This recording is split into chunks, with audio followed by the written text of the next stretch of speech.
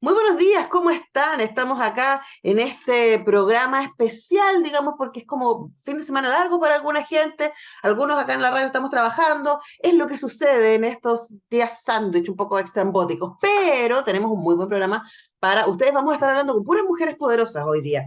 Vamos a conversar con la psicóloga especialista en temas de infancia, crianza y adopción, Leire Fernández Cubillas, a propósito de que es coautora junto a Danilo Briñones Sanfeliz de esta guía de acompañamiento para familias adoptivas.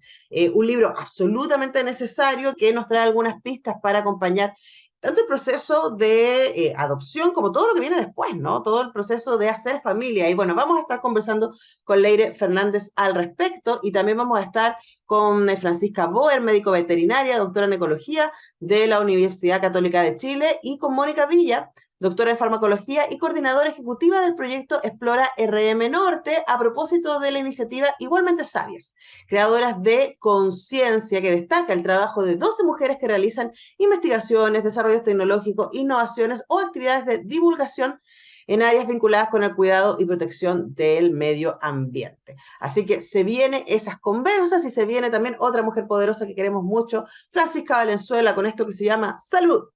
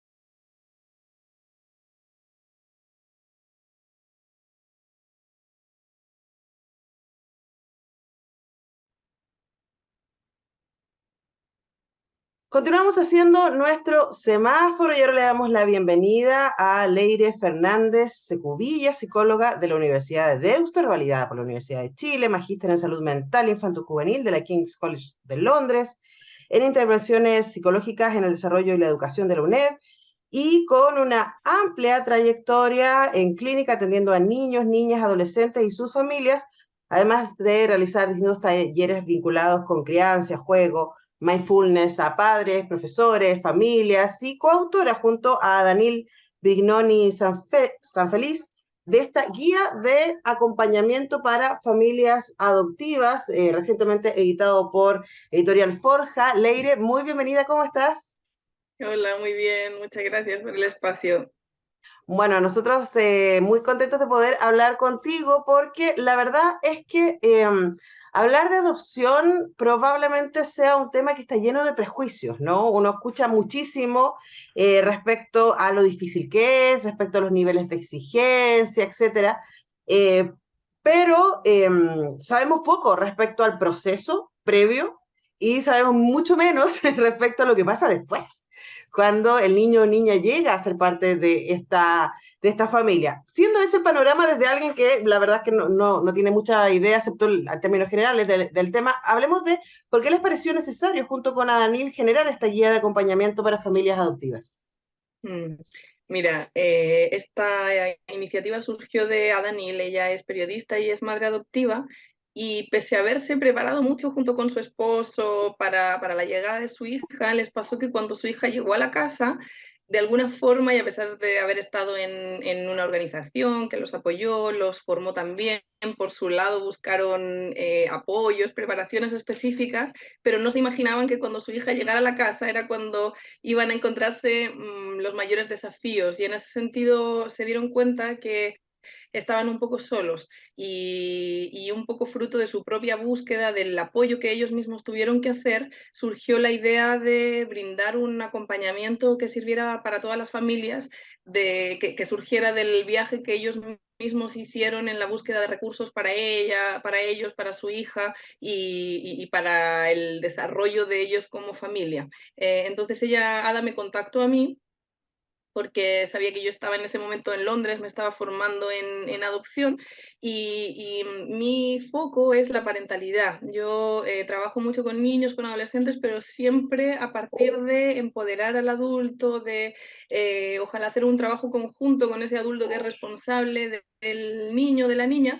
Y en Londres, además, yo tomé mucho de los enfoques de parentalidad basados en la evidencia, que por un lado son programas para padres que demuestran ser eficaces en no tantas sesiones, y además me gustó mucho los enfoques más comunitarios que confiaban en las capacidades de los padres, en sus recursos. Entonces me pareció que podíamos congeniarnos muy bien y se nos ocurrió hacer la guía juntas, pero incorporando a, por un lado, otras familias, porque para que el material resultara atractivo y también para que otras familias pudieran sentirse identificadas, pedimos testimonios a través de entrevistas y focus group a familias o a personas que fueron adoptadas en Chile, y también pedimos la colaboración de expertas en Inglaterra, en España y aquí en Chile también en el mundo de la adopción. Entonces fue así como surgió el trabajo.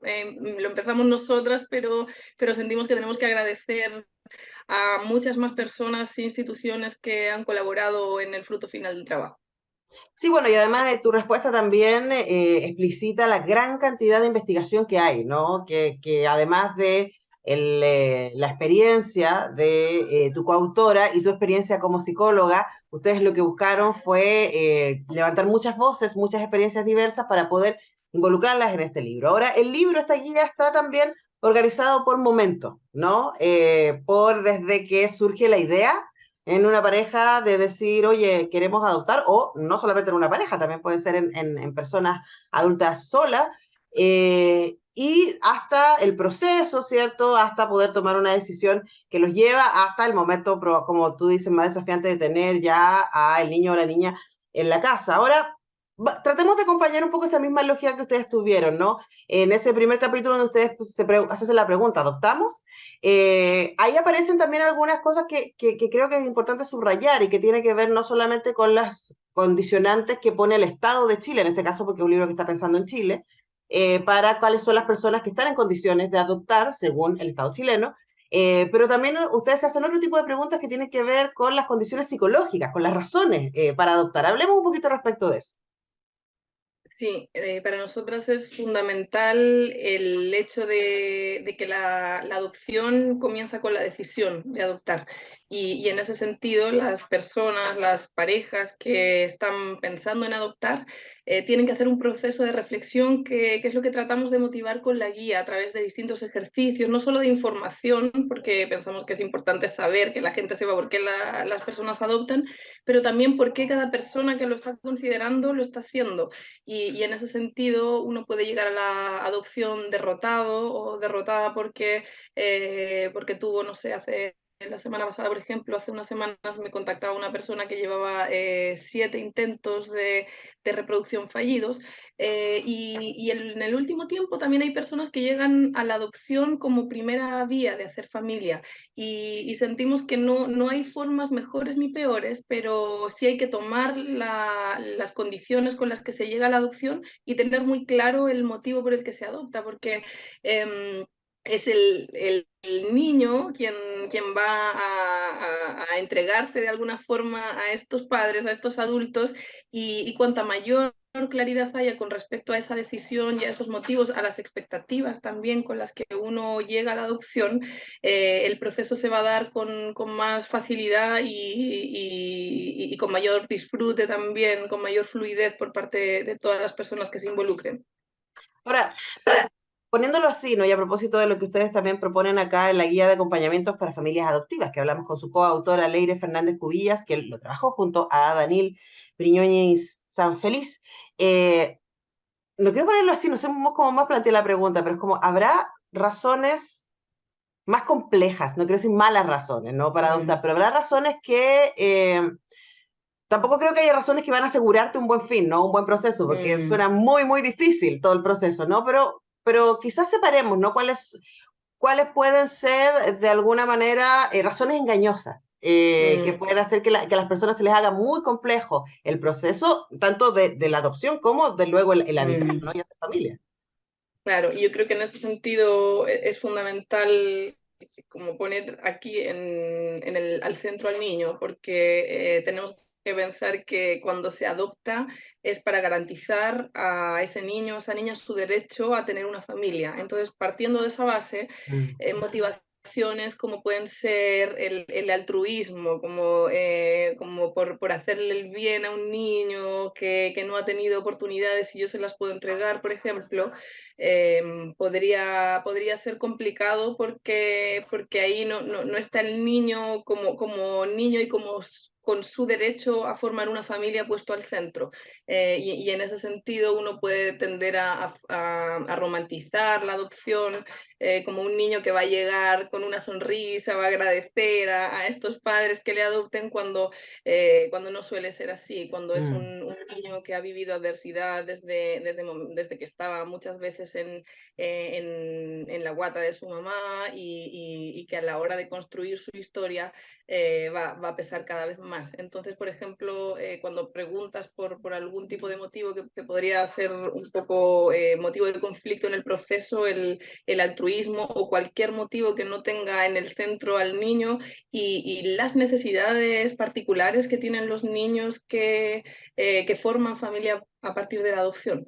Sí, quizás es un tremendo desafío, ¿no? Porque en muchos casos tiene que ver con la fantasía que se tiene respecto a la familia, ¿no? Y en ese sentido, la fantasía de decir, bueno, yo estoy en buenas condiciones o con mi pareja estamos en buenas condiciones, podemos proveer de esto, y además porque también es como yo quiero ser madre, ponte tú, que ese fuera el caso, ¿no? Entonces, mi deseo se instala con muchísima potencia y acá no Claro. se trata del deseo de uno.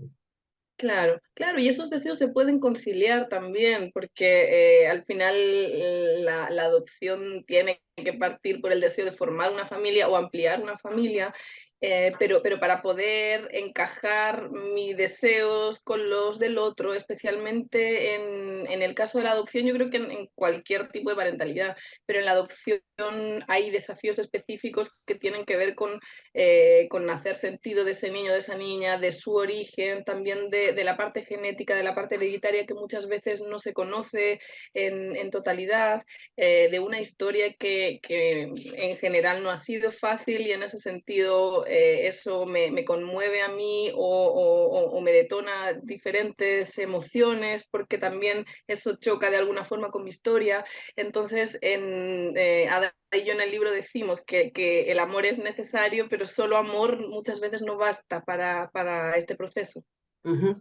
Conversamos con la psicóloga especializada en temas de niñez, educación y adopción, Leire Fernández, coautora de Guía de Acompañamiento para familias adoptivas. Y ahí preguntarte dos cosas, ¿no? Ustedes lo hablan en el libro, pero quizás como para usar como los titulares, ¿no? ¿Cuáles sientes tú que son más repetidamente los conflictos con los que se encuentran las personas cuando quieren adoptar en el proceso? Luego vamos a ver cuáles son los conflictos que aparecen cuando ya tienen el niño o la niña en la casa, pero en el proceso, ¿qué es lo más difícil? ¿A qué debería estar preparada Mm. las personas que quieran embarcarse en esto? Mira, yo te voy a hablar de dos que hablamos en el libro y que también yo los trabajo en consulta, pero que también tienen que ver con muchos mensajes que nos escriben las familias cuando conocen nuestro trabajo.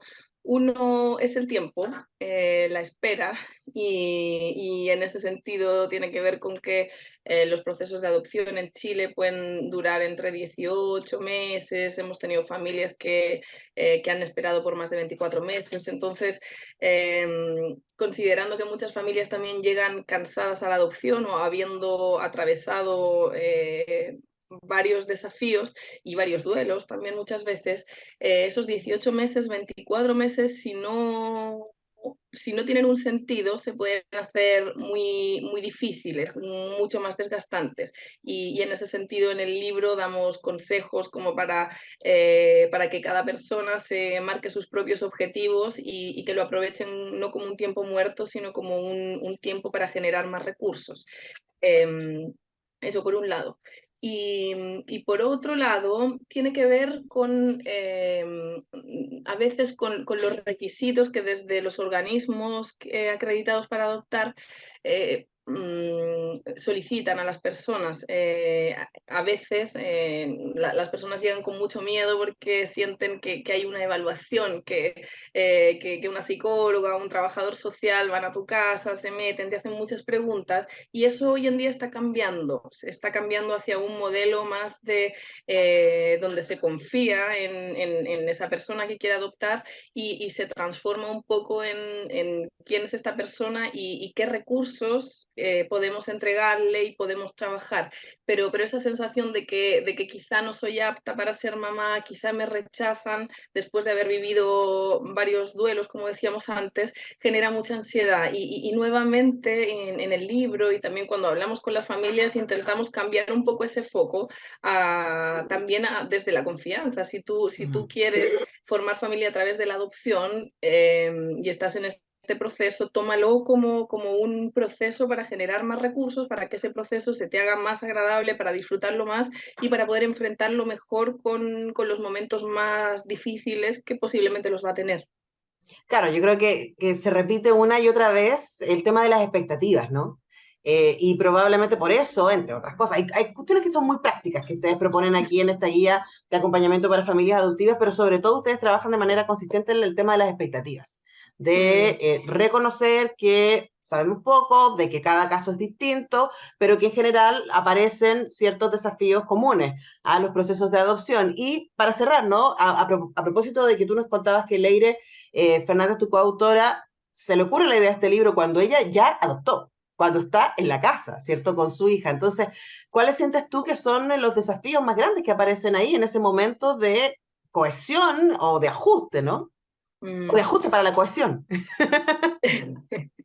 Sí, yo creo que el mayor desafío tiene que ver con conocerse. Y en ese sentido hay que esperar la toma de recursos, de soluciones, porque precisamente por las expectativas que estábamos comentando, porque yo cuando mi hijo llega a mi casa yo puedo sentir que me faltan recursos y que me muero de miedo, o puedo sentir que lo tengo todo controlado porque ya preparé la pieza y ya preparé la ropa y ya preparé el colegio. Entonces, como esas expectativas son inevitables, porque las personas las tenemos, yo creo que el desafío es poder llegar a conocer al hijo y que el hijo me conozca a mí sin que esas expectativas interfieran.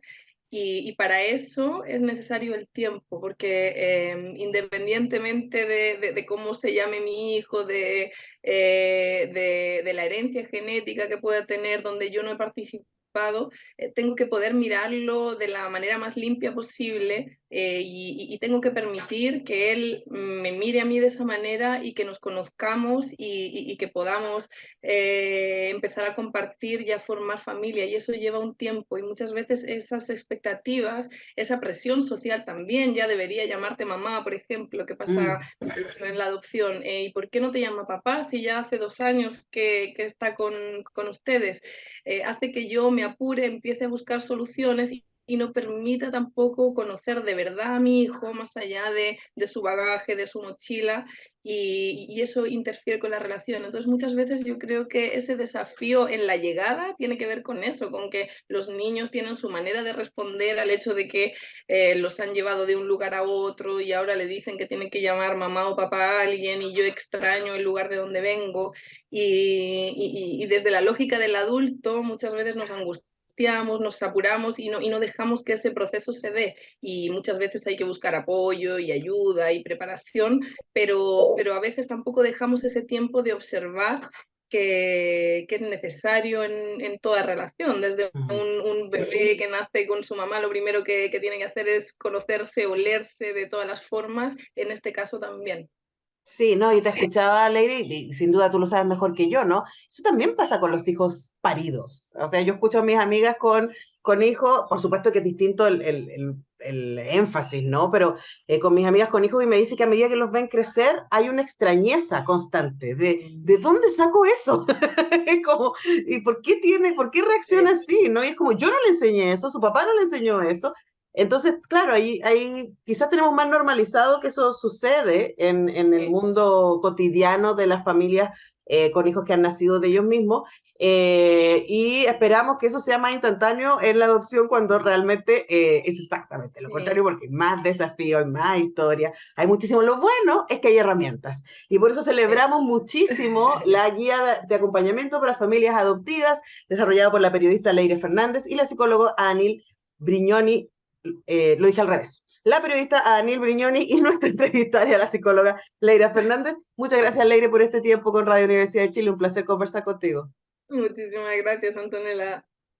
Bueno, y nosotros les dejamos invitados. Este libro fue editado por Forja, lo pueden encontrar en librerías y, por supuesto, a través de las redes de Forja, Editorial Forja. Nosotros vamos a la pausa y ya regresamos.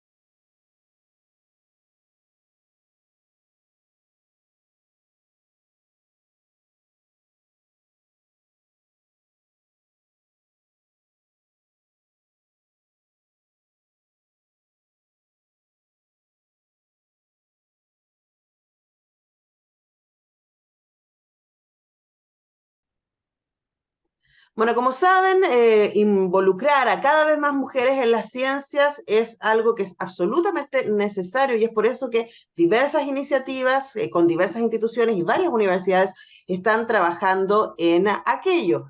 Como una de esas actividades aparece Igualmente Sabias, creadoras de conciencias, una iniciativa que destaca el trabajo de 12 mujeres que realizan investigaciones vinculadas al área del cuidado y protección del medio ambiente. Hay distintas actividades que se están realizando desde el noviembre hasta marzo del próximo año que buscan inspirar a más niñas, jóvenes y mujeres a desarrollarse en áreas del conocimiento, contribuyendo a derribar brechas, a derribar mitos también. Y para conversar respecto a esta iniciativa estamos con Francisca Boer, médico veterinaria, doctora en ecología de la Pontificia Universidad Católica de Chile. Francisca, muy bienvenida, ¿cómo estás? Muchas gracias, Anela. Muy bien, ¿y tú? Gracias por la invitación. Estamos bien, con calor, pero bueno, lo que sucede en esta época del año. Y también estamos con la doctora en farmacología y coordinadora ejecutiva del proyecto Explora RM Norte, Mónica Villa, quien también es coordinadora de este programa Igualmente Sabias, Creadoras de Conciencia. ¿Cómo estás, Mónica? Estoy muy bien, Antonella, y muchas gracias también por esta invitación y este espacio para difundir esta iniciativa.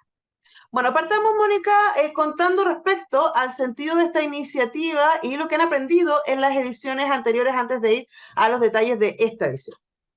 Súper, esta es una actividad que llevamos haciendo ya por tercer año, que busca visibilizar el trabajo de mujeres científicas en Chile. En ediciones anteriores primero destacamos a mujeres científicas como connotadas, ¿cierto? Como con premios nacionales o trayectoria como internacional. El año anterior, el 2021, destacamos a mujeres extranjeras que trabajaban en Chile contribuyendo al desarrollo del conocimiento. Y este año, con toda la temática, ¿cierto?, del cambio climático, medioambiental y todos los problemas del desarrollo sostenible que estamos teniendo, pensamos que era una buena alternativa destacar a mujeres científicas, divulgadoras, innovadoras, que estuvieran haciendo su aporte, ¿cierto?, en el tema del medio ambiente y visibilizar su trabajo, pero también inspirar a otras mujeres, a otras niñas a que les gusten estas áreas y muchos niños quizás a que se puedan dedicar a estas temáticas que son tan importantes. Ujú. Bueno, y en ese sentido, a Francisca le puedo preguntar desde los dos lados, ¿no? Como investigadora ella misma y también como académica, como formadora. Te pregunto primero como investigadora, ¿no? Como alguien que trabaja temas que tienen que ver con ecología y con conciencia y cuidado del medio ambiente, Francisca. ¿Por qué es importante para ti como investigadora que existan este tipo de iniciativas? Bueno, creo, Antonella, que es muy importante mostrar el camino, las opciones a las niñas para que se motiven con las ciencias, para que se motiven con las carreras STEM y para que vean el abanico de posibilidades de trabajo que hay dentro del mundo académico, del mundo de la investigación. La carrera de investigador más tradicional, ¿cierto?, es solo un camino, pero en los distintos laboratorios, en los distintos equipos de trabajo, hay una diversidad de personas que conforman este ecosistema científico. Están los investigadores, están los técnicos, están profesionales de apoyo, esta gente que se preocupa de la difusión, esta gente, como es el caso mío, que se preocupa de la gestión científica. En la ciencia esto no es tan común, ¿cierto? Nosotros siempre hemos escuchado, por ejemplo, de los gestores culturales que se dedican a hacer conexiones. Bueno, yo tengo un rol dentro de la ciencia que es como gestora científica. Mi rol, yo partí un camino de investigación y ahora yo lo que hago en el centro de investigación donde trabajo es conectar el quehacer de los investigadores con el mundo privado y público, un poquito buscando sacar la ciencia de las cuatro paredes del laboratorio y conectar a quienes generan ese conocimiento con quienes usan ese conocimiento. Entonces, eso también es parte de la carrera científica, de este ecosistema científico. Entonces, también mostrarles que el camino no es uno solo, sino que hay muchos actores en este ecosistema, instar a las mujeres, a las niñas, a entrar en este mundo, dado que todas las características que tenemos las mujeres se pueden poner al servicio de nuestras carreras y eso se agradece demasiado. Bueno, a propósito de respuesta, tengo una pregunta para ti que voy a guardar para un ratito más, pero ahora voy a ir con Mónica a propósito de lo que nos contabas antes, Mónica, que tiene que ver con celebrar la existencia y el trabajo de mujeres que a lo mejor son menos conocidas, ¿no? Pero que están desde sus comunidades, sea la academia, sea la comunidad ahí en territorio, ¿no? Haciendo cosas. ¿Cómo hicieron la selección y quiénes son estas mujeres? Bueno, la selección ahí innovamos, porque antes como que nosotros investigábamos un poco el ecosistema, ¿cierto? De investigadoras, divulgadoras, innovadoras que habían, y este año lo que quisimos hacer es que la gente también participara de esta elección. Entonces abrimos como un concurso durante meses de junio, julio, agosto, y la comunidad nos podía ir diciendo a quienes creían que deberían estar en esta iniciativa, a quién deberíamos destacar. Y había muchas que ahí coincidimos, con nosotros ya habíamos hecho como un mapeo de qué mujeres estaban haciendo grandes contribuciones en el área, ¿cierto?, de la temática medioambiental, pero hubieran otras que nosotros no conocíamos, entonces fue súper entretenido porque las fuimos como conociendo a otras investigadoras y nos abrió mucho el abanico de que el público pudiese postular a su propia científica o mujer que trabajara en esta temática que ellos creían que la gente debería conocer. Entonces esa fue como la dinámica, esta vez la hicimos más participativa, porque la idea como de todas las actividades de divulgación, ¿cierto?, es que se genere una interacción entre la comunidad científica y el público. Entonces esta fue como la forma que tuvimos de generar esta instancia, de esta forma, partiendo como con el codiseño con ellos mismos, con el público que iba a ver esta actividad. Bueno, vamos a volver a las actividades precisamente, pero Francisca, a propósito de esto mismo, ¿no? De los trabajos que tú señalabas antes, que no necesariamente la gente tiene en su mente como un trabajo científico, como en tu caso es la gestión, preguntarle también me imagino que haciendo gestión científica y teniendo que hacer conexiones entre lo público y lo privado, los investigadores que están ahí en laboratorio, los académicos, etcétera, empiezan a aparecer un montón de prejuicios respecto a las mujeres en el mundo de la ciencia. Y quería preguntarte respecto a cómo ves que están cambiando esas miradas y cómo aportan proyectos como este en ese sentido. Sí, efectivamente, bueno, yo creo que se ha avanzado mucho en el tema, esos prejuicios yo creo que de a poco se han ido cayendo por su propio peso, y ahí es muy importante el modelo de ciertas mujeres que han tomado este camino y que han sido muy exitosas. Y en ese sentido también relevar la iniciativa Igualmente Sabias de poder ver y tener un referente. En el área de la ecología, que es el área donde yo me desempeño, las mujeres destacadas como investigadoras destacadas en las generaciones anteriores eran muy poquitas, y esta como masa crítica ha ido creciendo. Cada vez son más las mujeres investigadoras que hacen aportes robustos y concretos en el área de la ecología y de la biodiversidad. Entonces, relevar a esas personas, mostrarlas, es muy importante a la hora de tener algún referente, tener algún modelo a seguir, y eso puede dar un incentivo a las niñas y a las nuevas generaciones. Así que yo creo que vamos avanzando. Hay también distintas iniciativas que están tomando algunos centros de investigación, universidades, por ejemplo, la participación de mujeres en paneles cuando se hacen workshops o cuando se hacen conversatorios. El mismo ministerio en las bases de sus concursos a la hora de postular están pidiendo ciertos requerimientos que permitan un poquito nivelar esta cancha que ha estado históricamente dispareja. Entonces, desde distintos sectores se está remando en el sentido correcto. Bueno, sí, eso creemos también y por eso desde Radio Universidad de Chile celebramos también estas diversas iniciativas, ¿no? Que involucran a un montón de instituciones y estamos con su coordinadora ejecutiva a la que le toca estar ahí con las distintas universidades, las distintas facultades, al interior de las universidades, entre otras instituciones. Ahora, vamos por parte, Mónica, para contarles a nuestros auditores y auditoras cómo se traduce esta iniciativa, igualmente sabias, creadoras de conciencia, porque sé que ya hay para visitar esta exposición virtual. No contemos de qué va eso. Genial. Bueno, esta exposición la hicimos en dos formatos, uno virtual y otro presencial. El formato virtual obviamente es para que aquellos que no pueden ir a visitar los lugares puntuales donde estamos haciendo la exposición puedan igual conocer a estas maravillosas científicas, investigadoras y divulgadoras, y puedan conocer sus trabajos y puedan inspirar y conocer también como frases inspiradoras que ellas mismas nos van contando de cómo se motivaron por la ciencia, cómo se motivaron por esta área. Y también tenemos unos reels que ellos cuando entran a la exposición virtual, que si entran a nuestro sitio web www.explora o sea, .cl/rmnorte. Ahí pueden visitar la exposición virtual, van a ver videos de cada una de las investigadoras y científicas, ¿cierto? Que nos van a ir contando como su trayectoria, y además lo tenemos en formato presencial. Lo hemos ido colocando en distintas bibliotecas de Santiago. Primero partimos por la comuna Recoleta, ahora nos vamos a ir a un parque en la comuna de Pudahuel, y luego vamos a estar en el Museo de Gabriela Mistral, y luego en Tilti. Entonces la idea es que se vaya moviendo por distintos lugares, y también en la Biblioteca de Santiago, creo que ahí termina ya la exposición en marzo. Entonces tenemos esta posibilidad de verlo en formato virtual para los que no pueden ir a visitar esos lugares, y en nuestro Instagram pueden ir viendo las fechas súper fáciles de dónde están y los horarios en que las pueden ir a visitar en presencial. Y en virtual está disponible en todo horario, en cualquier momento que quieran verla y difundirla, felices, porque entre más conozcamos, más nos inspiramos, ¿cierto? E inspiramos a otros y a otras a esta hermosa profesión que es la investigación. Sí, de hecho, esa era mi próxima pregunta para Francisca, ¿no? ¿Qué te pasa a ti con descubrir estas pares? Cuando empiezas también a poder reconocerte o generar lazos, además que tu trabajo tiene que ver con gestión y con generar redes, ¿cómo ha sido para ti este encuentro con otras científicas, con otras mujeres que trabajan en temas que tienen que ver, como tú, siendo doctora en ecología, tienen que ver con el cuidado del medio ambiente?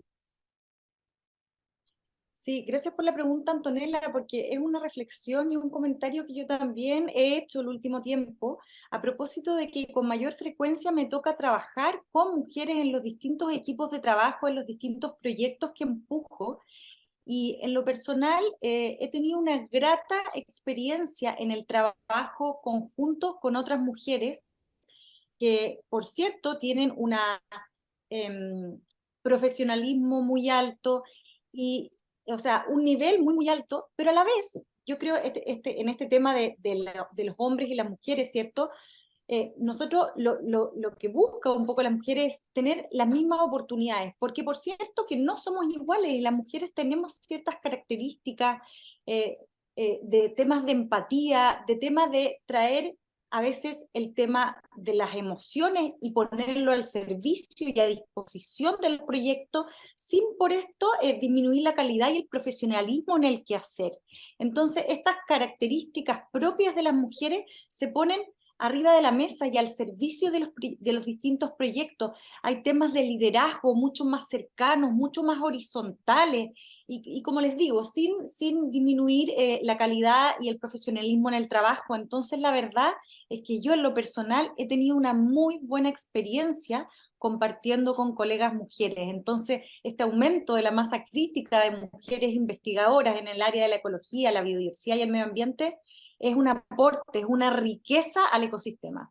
Sin duda, sin duda. Además que finalmente lo que ha hecho el patriarcado, ¿no? Al separar los entrenamientos que tenemos como seres humanos es generar habilidades distintas, ¿no? Entonces se espera que los hombres sean siempre asertivos y activos y funcionales, ¿cierto? Y valientes, etcétera. Y se espera que las mujeres seamos más empáticas, más comprensivas, que estemos más vinculadas con las emociones, cuando en ambos casos estamos hablando de cualidades humanas que los seres humanos tenemos, pero que culturalmente se nos ha potenciado. Ahora es lindo que en este momento de la cultura donde estamos empezando a hacer esos cruces, las mujeres podamos aportar con aquello que se nos ha entrenado para traerlo a espacios en donde eso está ausente, ¿no? Como son las ciencias más duras. Eso es parte del aprendizaje que aparece ahí en Igualmente Sabias, Creadoras de Conciencia, esta exposición que tiene, o sea, que tiene esta actividad, que es una exposición, pero vienen otras cosas. Y para cerrar, quería preguntarle a Mónica respecto a la convocatoria al campamento Explora BAT, Didácticas de las Ciencias para el Desarrollo Sostenible, que entiendo tiene postulaciones hasta el próximo 13 de diciembre. Sí, muchísimas gracias por esa pregunta, porque justo estamos en cierre, como ya en el momento de cierre esta convocatoria, una convocatoria dirigida a profesores, profesoras de educación básica, educación media, educadores de párvulo y técnicos de la educación también, y donde nosotros los capacitamos durante una semana del mes de enero, que es la tercera semana, el 16 de enero, del 16 al 20, en didácticas de las ciencias, pero con un objetivo específico, que ellos puedan aplicar estas didácticas para enseñar temáticas de desarrollo sostenible, que está muy en el eje de Igualmente Sabias también. ¿Y Ujú. por qué en esa temática? Porque nosotros tenemos varias de las comunas que son comunas de sacrificio ambiental, dentro de las comunas que nosotros llegamos con nuestra iniciativa, y nuestros docentes nos solicitaron esta temática para poder desarrollar en temas de capacitación, porque si bien ellos saben mucho de ciencia y buscan siempre estrategias innovadoras, el tema del desarrollo sostenible es un desafío para ellos, y motivar a sus estudiantes con esas temáticas es un desafío súper grande dado las condiciones que estamos actualmente. ¿Y dónde se Entonces, postula, nosotros, Mónica? ¿qué cosa? ¿Dónde se postula? Se postula en el sitio web, ahí están las bases del concurso. Es súper simple la postulación, es a través de un formulario, tienen que saber algunos documentos que también están adjuntos en el sitio web, y ojalá que lleguen hartas postulaciones y hayan varias educadoras, profesores, profesoras que estén en esta capacitación y puedan adquirir estas herramientas para que sus estudiantes puedan desarrollar competencias científicas, que en el fondo lo que nosotros queremos y aspiramos como proyecto Explore. ¿Y nos recuerdas la web? www.explora.cl/rmnorte. Perfecto. En explora.cl/rmnorte, ahí tienen entonces toda la información de esta iniciativa que hemos estado comentando, igualmente Sabias, creadoras de conciencia, y también tienen las postulaciones para participar del campamento Explora Va, didácticas de la ciencia para el desarrollo sostenible. Hemos conversado con la coordinadora ejecutiva del proyecto Explora RM Norte, Mónica Villa, doctora además en farmacología, y también con la médico veterinaria, doctora en ecología de la Universidad Católica, Francisca Boer. Francisca, Mónica, muchas gracias a las dos por este tiempo con Radio Universidad de Chile. Muchas gracias a Muchas ti gracias, también. Antonella. Un abrazo Gracias por para la ambos. invitación. Que estén muy bien. Nosotros despedimos el programa en este intermedio de fin de semana largo, semilargo para algunos, etcétera. Nosotros volvemos, yo vuelvo mañana con mis compañeros a hacer la República de las Letras. Vamos a estar leyendo Pura Pasión de la ganadora del Nobel, Annie Ernaux. Y también voy a estar haciendo Cuestión de Gustos junto a Berna Olmedo. Mañana a las 8 y al lunes a las 10 regresamos a hacer este semáforo. Que estén muy bien. Chao.